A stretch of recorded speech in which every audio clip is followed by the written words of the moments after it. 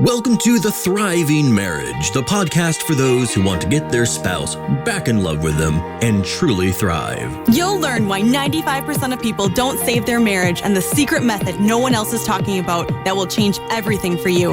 Are you ready? Let's turn tragedy to triumph. Here are your hosts, international marriage experts Mark Johnston and Heather Choate. Hello, everyone. My name is Mark Johnston. With me today is my lovely wife, Jennifer. And this is, of course, the Thriving Marriage podcast. So, as you can tell, we obviously don't have Heather here today. Heather is off traveling. I believe she's in Alaska. Yep. Yeah, having fun. So we let her off the hook for this week, and this is why, it's always better to have someone to bounce some ideas off of. So I asked my wife to join us.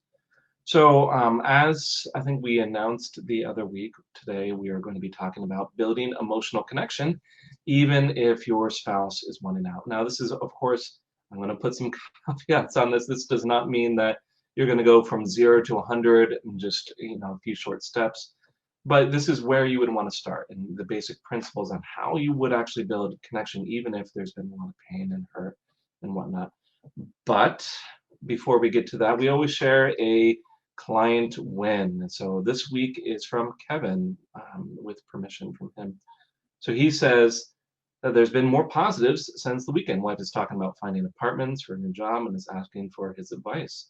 She's also asking if it would be enough space for the both of us if we end up deciding to stay together or get back together. She's also asked if I would be willing to live in Idaho because she applied for a job there. I can see her to start to see a future with me again. So while they're not back together, we can see here his wife is considering the option. And this can often be the state in a lot of these the situations where you're still going through repairs and you're still trying to make things good before you add in all the commitment again. And that's a perfectly fine place to be. I think that's a situation that's probably going to end up where they're going to be back together. So, Okay. Emotional connection. As always, I think, it's always good to start the discussion about kind of describing the problem.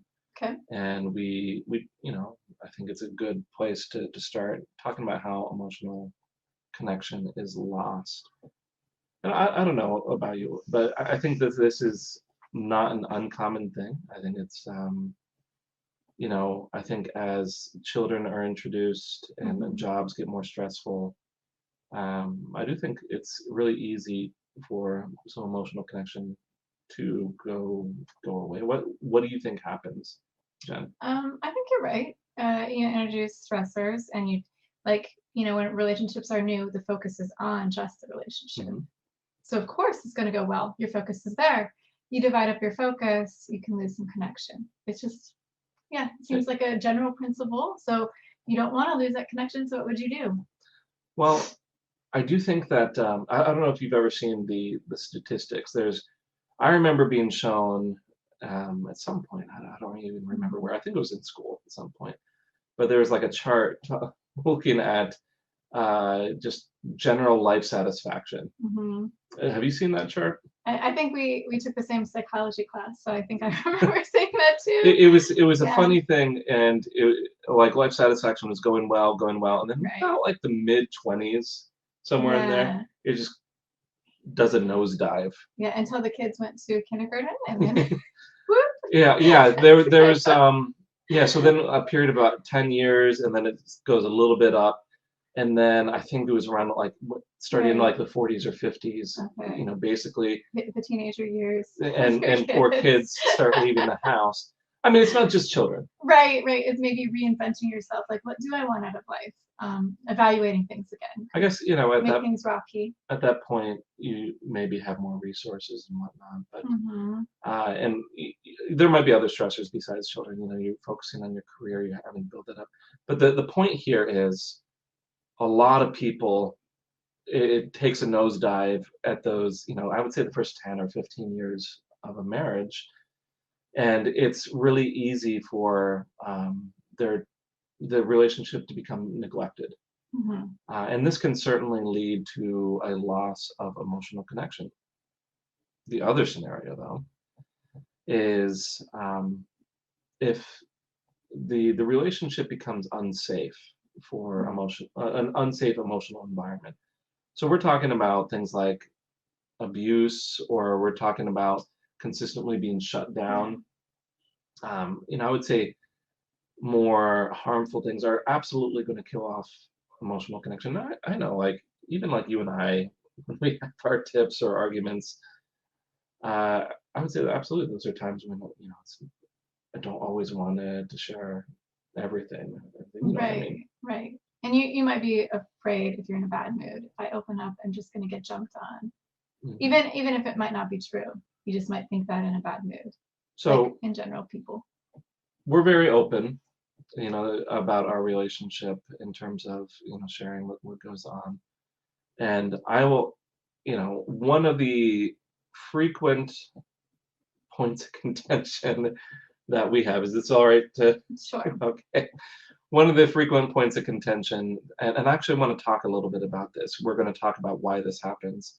But as part of my job, I talk about, I talk about feedback and talk about emotions quite a bit.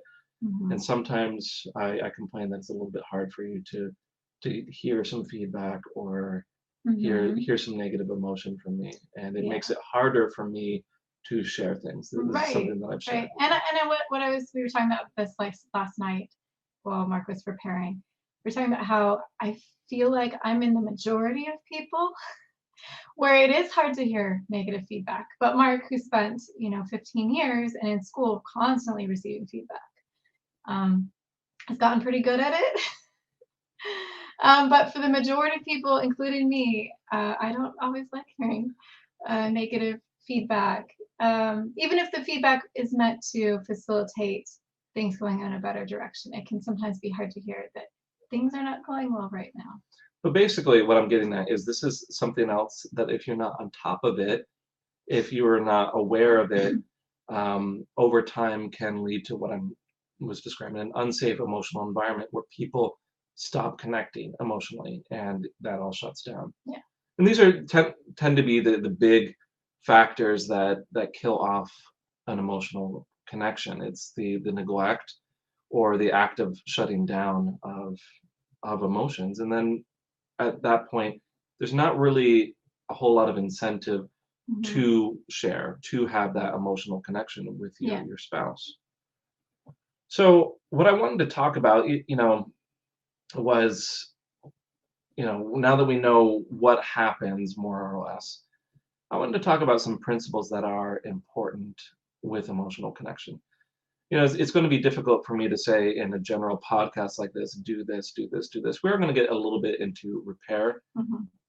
but I think more important are really focusing on a few key principles to really foster that emotional connection. And I think the one of the first and foremost ones would be acceptance. We were just Mhm. talking about um, difficulty in receiving or in accepting, and especially if your spouse is backing away, if they are wanting out, this comes into play very strongly.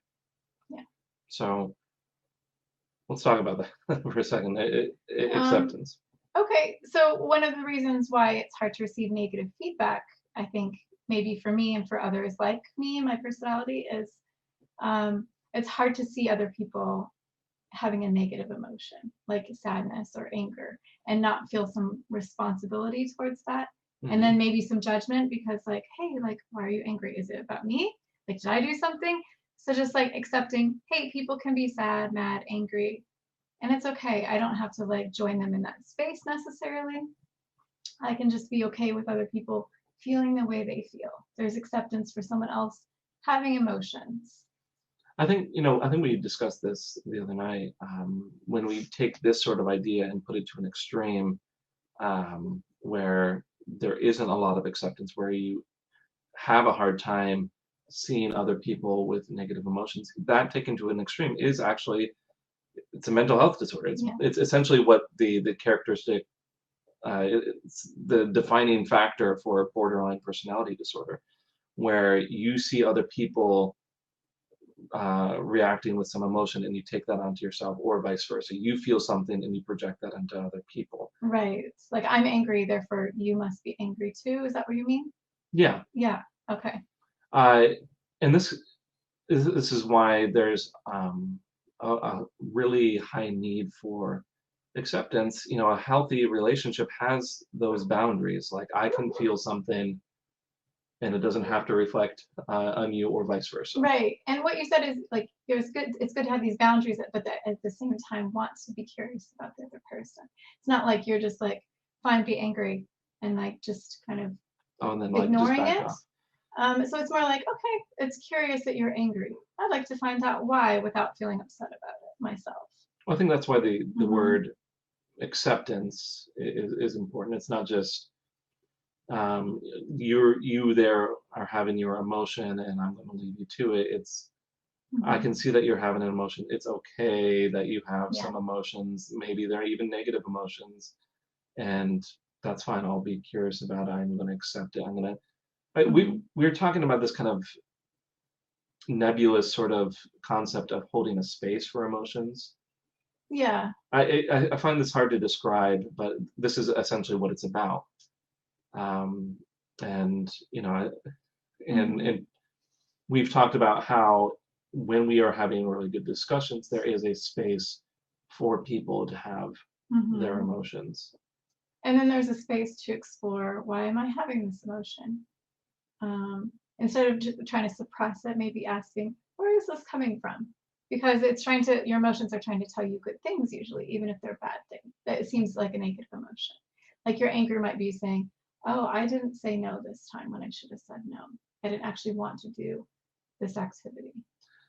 As we were talking about this, I think I really got the concept a little bit more. Like holding a space for emotion is like Mhm. kind of recognizing that it's there, but not necessarily being attached to it. And so if I'm holding space for your emotion, I can take your emotion and see that it's there, but not really get super attached to it. I can be curious about it. I can support you with it. I'm holding a space for by not attaching to the emotion. Yeah, Is that not getting pulled in so? Is and or that baited by the the emotion so is somehow. that what it having a space for the emotion? Is that what it's about? I think so. I think so. Yeah, kind of having this word equanimity. Is that the right word? I'm not sure. Where like emotions are neither good nor bad. It's kind of almost like a Buddhist principle in a way. Like they're neither good nor bad. They just are, and they need to be acknowledged and questioned. All right. So if you're trying to build emotional connection, Yeah. you have acceptance for your partner's emotions, which means that you don't get attached to it Yeah. necessarily, but you have room to explore it. You Safely. safely. All right, so we have acceptance. Now, why is this so important when your spouse is backing away? Now, I like to point out a couple things. Very likely, many of the problems that you have, as your spouse is backing out of the relationship are probably not new. So if you are trying to placate or soothe, basically, when I'm thinking about soothing emotions, we're trying to just we're trying to settle them Mhm. without really being curious about them. We're kind of making sure that the emotion goes away. Or Yeah. if you argue about it, all of these are probably part of a very same pattern that put you in the place, which is essentially not dealing with those emotions, not actually creating that emotional connection. So if you're arguing and begging and trying to convince your partner, it makes them feel like you're trying to keep them from getting what they want. They aren't able to deal with those emotions. And you might think that perhaps, okay, you have this logical argument to convince your partner to stay, but people don't make decisions off of logic. They make them based off of how they feel. Mhm. And it's much more important to have this acceptance for where your partner is at emotionally, rather than try to soothe their emotions or try to convince them to not feel those emotions or to try to argue you against it or a number of other things. And this is why acceptance is so, so important for rebuilding that emotional connection. Now, I can think of some clients, and I could probably name, half a dozen just off the top of my head, but I remember one gentleman in particular who I'm working with, and he told me, his wife had separated from him before, and he said, the moment that I started to accept her decision to leave, that I started accepting her feelings, was when she was willing to talk with me and and that he described this, what was the moment that things turned around and they were able to start working on things, was when there was a lot more acceptance that, hey, the marriage could be over and this is a very serious issue. This is why it's so important. So we're talking about acceptance. A big piece of this, though, is, and I think we've kind of been touching on this, is emotional safety. I guess acceptance and emotional safety are they're very connected. So if I come to you and I know that you're going to help me kind of explore the emotion or explore the problem instead of shut it down or go on the offense, I'm going to be willing to talk about it with you. Mm-hmm. I just had someone earlier today I was talking with, and I had been working with both the husband and wife. And I came to find out that the husband hadn't been sharing everything with me. He wasn't sharing all of his concerns. And I had a discussion with my client about this, and we were saying, okay, well, obviously your husband didn't feel safe enough to share those things. And we started to discuss why. Mm-hmm. It was because previously a lot of discussions, a lot of emotions, a lot of concerns had been shut down. Yeah. And there had been a lot of complaints and whatnot, and it created this situation that was not emotionally safe. And you and I, we really try to foster that, and this is why we talk about what we were talking about earlier concerning being able to receive feedback. And I'm very aware of this, but I'm going to point out sometimes when we're in the midst of this, I might think, I'm not able to share this because I'm worried that it might upset you. And that's another part of this.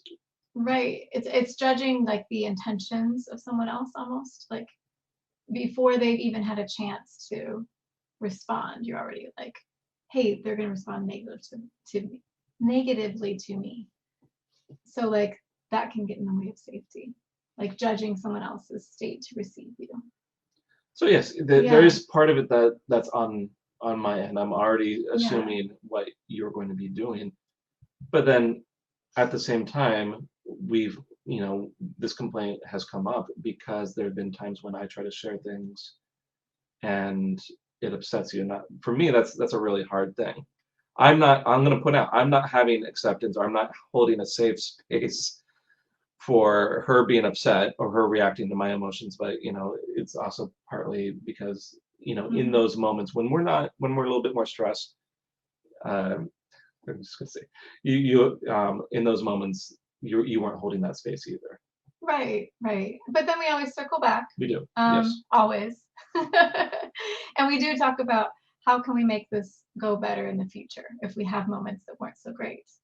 So we are constantly trying to build that emotional connection, and it's a process, and make sure that space feels safe.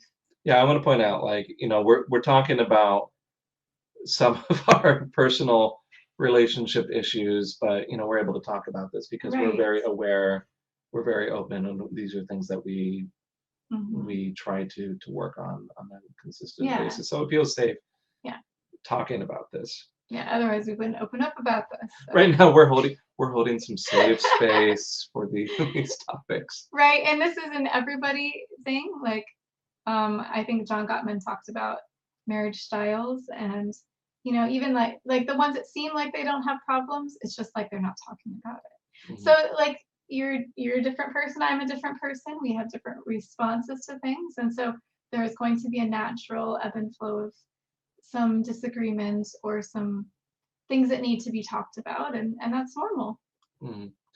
So we've talked a little bit about acceptance, a little bit about emotional safety. Another big principle that we were talking about the other night was a sense of confidence in building, and how that helps to build emotional connection. Yeah. So let's talk about that. How does confidence help?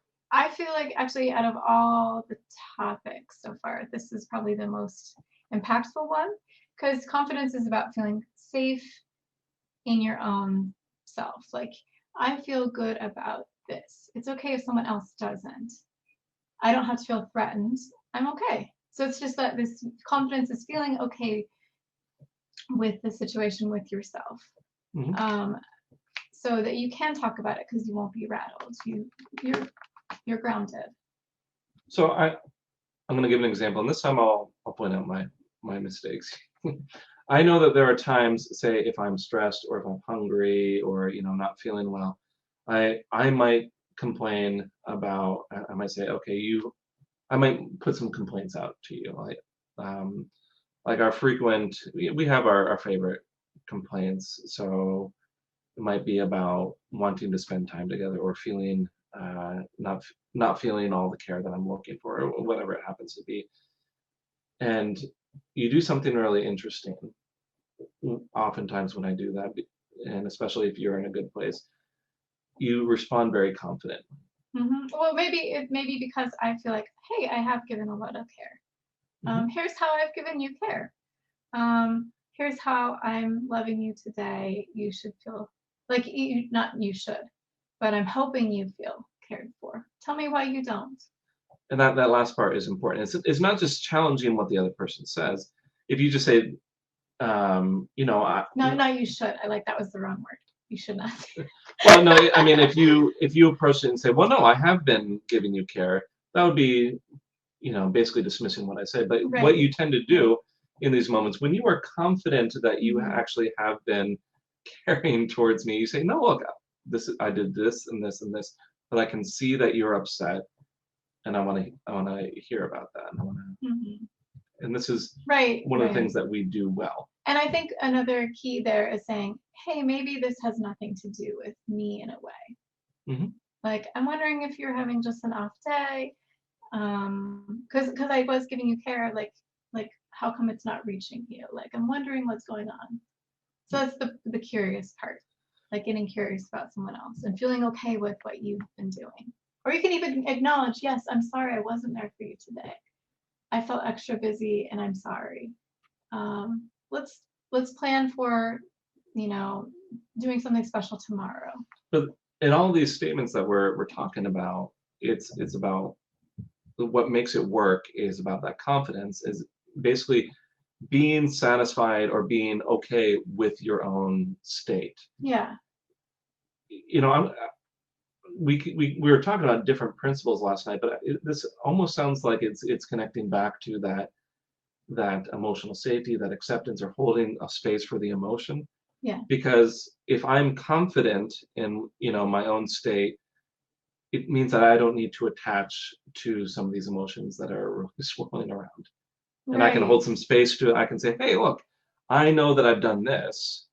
So what is going on here? I'm not attached to all this negative emotion. I can explore it a little bit. Or maybe even you can recognize without feeling upset. Oh, maybe I wasn't listening to you when you needed me. That's an acceptance for yourself, even not doing the right thing. And being like, okay, well, let's not stay here. What would you like to do? How can I make you feel? But these are always, for you and I, these are always the most productive sort of conversations. They are. And it allows us to really have a good, strong emotional connection, because that space is created, because we frequently, especially when we're feeling a bit better, we have that confidence in our own state, and which also means that I have some separation from what you might be feeling, or vice versa. Yeah. But what I was saying here, when Jen might be confident in the face of some of my complaints, the other factor here was, and this is another one of these principles, is she has interest in my emotional state, or vice versa, me towards her. And this was what allows a lot of the emotional connection, or what builds the connection, I should say. A lot of the other factors, the acceptance and emotional safety and the confidence, allow for it, and the interest builds it. We do have a comment. Do men actually understand their own emotions and feelings? They seem to be disconnected from their feelings. We talked about this actually, didn't we? A little bit, actually. I was making an assertion that I will say that the stereotype here, and what I tend to see, is that men tend to, when they are not handling emotions well from their partner, they tend to interpret negative emotions from their partners as attacks. Now, in terms of whether men understand their own emotions and feelings, that's dependent from man to man. I would say that I deal with, I talk with people about their Right. emotions every day. I would say that I have a high emotional intelligence. Right. Um, What is emotional intelligence? Just a quick. an emotional intelligence explain is that. like, much like the comment was asking, is being able to understand your own emotions, your own feelings. Right. So it's not just like that person makes me angry. It's more like I'm feeling angry right now. What is the root of my anger? Is that It's a or little is bit that going that. a little deeper than it's just Um, recognizing that you feel angry? I would say it's just, yeah, I think it's an ability to kind of explore emotions, to be okay with emotions, to sit with emotions. And the stereotype is that men don't handle that quite as well, but I don't think that I don't think it's a good stereotype, and simply because there's a lot of exceptions to And the rule. it's not always true. Like my dad is very good. He was always able to sit with my emotions when I was little and go talk to me about them when I was having a hard time. So I mean, he breaks the stereotype. Well, we even talk about my father sometimes, who is not very emotional, but I would say that he can get curious about someone else's. Like, why are you sad? and he can navigate emotions. So I would say that even though he is not an emotional person, he is, he has a decent amount of emotional intelligence. Yeah. So what our point here is in pointing out these examples is, it's not really helpful to say men don't understand their own feelings or emotions. You might be able to say that your husband doesn't understand his own feelings or emotions, or this person, but I rarely think that stereotypes are very helpful. But anyways, the last part that we were getting at, and before we got on the tangent, was the important factor was interest in someone's emotional state. So if you have that emotional safety, if you have that acceptance, if you have that confidence, this all allows for emotional connection, and the interest helps build it, because I'm pulling them in. I'm pulling them into the space that is safe. Yeah. So we're going to go through some of the next couple items somewhat quickly.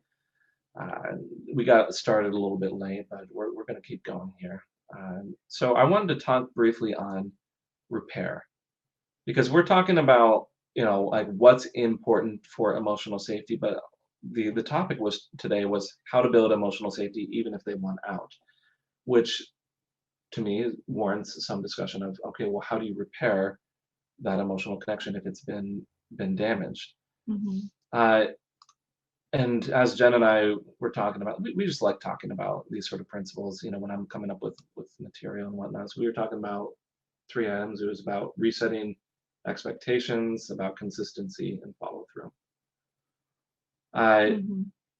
Resetting expectations. Why? Resetting expectations. I'm putting you on the spot, but I can. Yeah, well, take this one. I'll take it. All right, I'll take this. So in terms of resetting expectations, I do think that when someone's pulling away, they're saying something about the situation, about you, or about themselves. They're saying, this is broken. We can't communicate. I can't talk to so and so.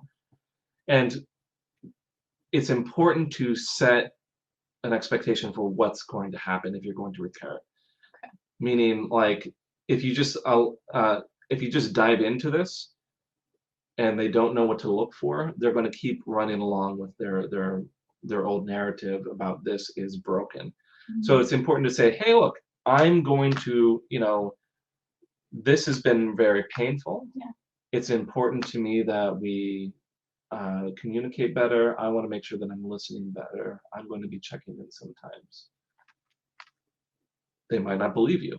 They might say, whatever, he or she is not going to do this. And this is why it's in terms of repair, it's important for that consistency and follow through. Definitely.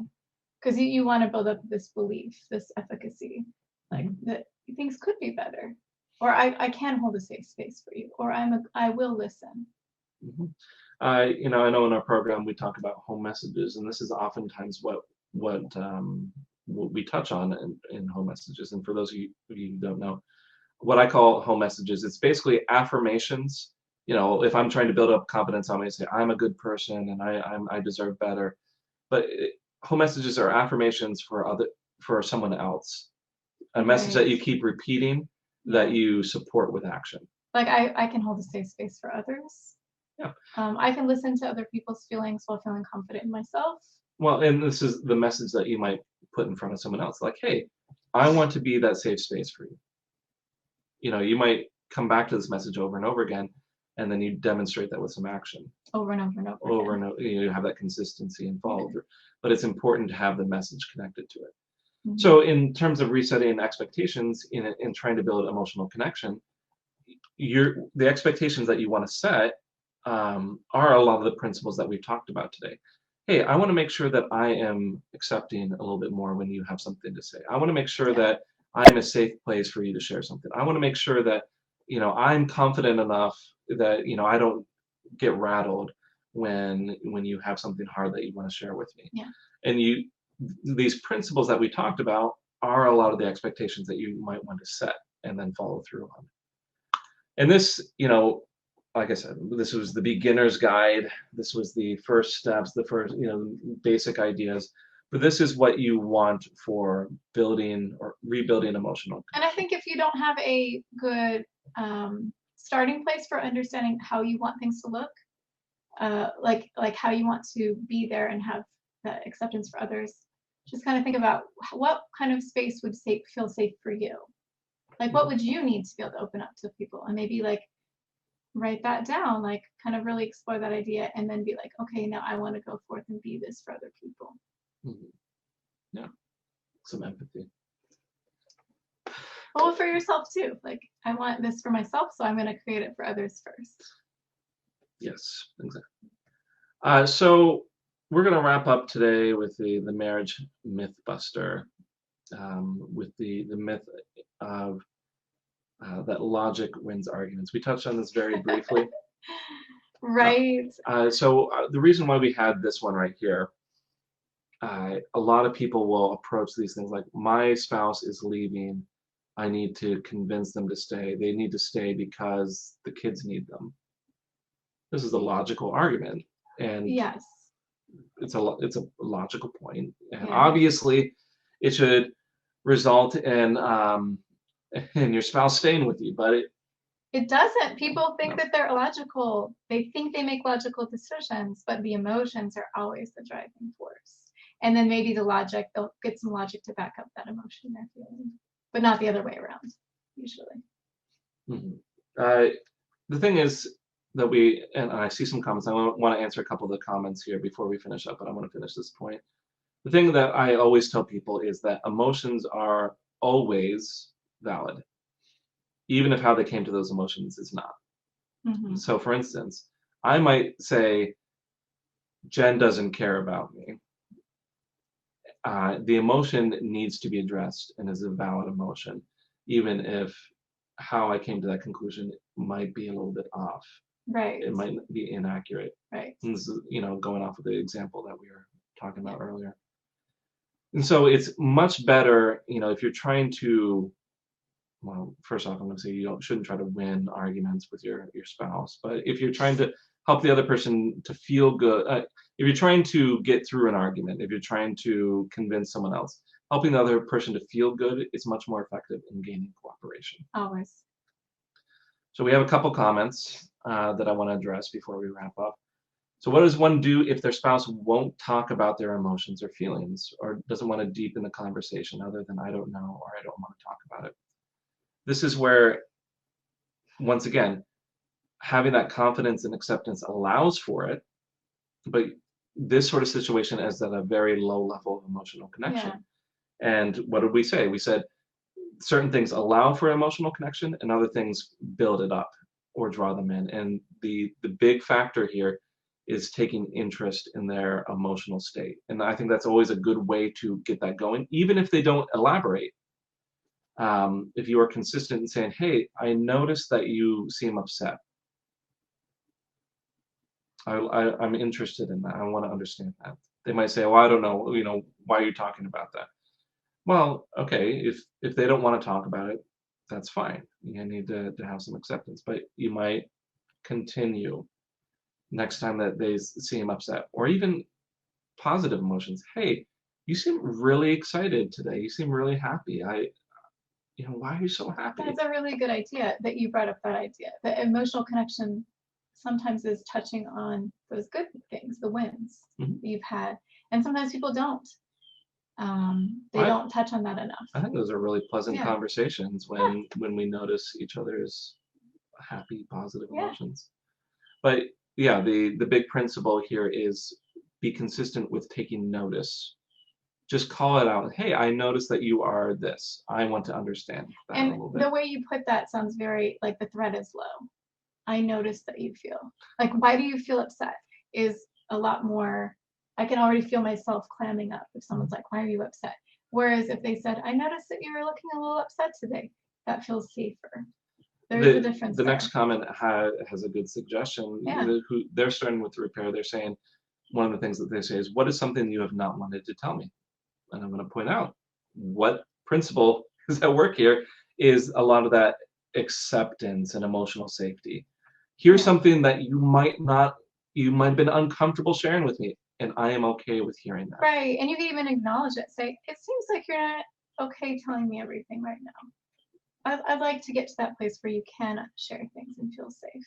Like, you don't even have to work on it then. Just like plant that seed that, hey, maybe in the future things could feel better and you could open up. Let's see, a lot of further comments. It's important to remember the friendship that you have. This person and her husband laugh a lot together. What we're talking about is noticing those, just being able to sit with those positive emotions and whatnot. But the principles that we talked about, we can apply it to a lot of these comments. But as we said, this is the beginner's guide. This is the rough overview. And of course, as always, we will say if you need some extra support, that's what we're here for. You can always go to our website, www.highthrivecoaching.com. If you want to get a free consultation, just the same /apply. highthrivecoaching.com/apply, and you have a free consultation to see if any of our services might be a good fit. Now, next week, what we want to talk about is the 4 text messages that will get them to want to spend time with you. We want to, it sounds a little clickbaity, but I've given this a lot of thought. And I always like to give some substance. It might sound like that here, I'm trying to hook you in. But if you've been listening to us, us, I want to actually give you some practical advice here. So that's what we're going to be going over next week.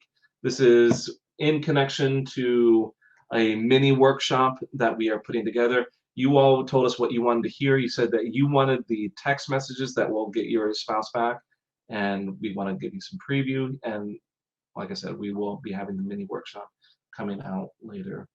Well, not this month, I guess. This month is almost over, but next month. All right. Wonderful to have you all here. Thanks for the comments, and we'll see you all next week. Thanks for listening to The Thriving Marriage, your A to Z blueprint for not just surviving marriage, but thriving. Until next time, my friends, thrive on.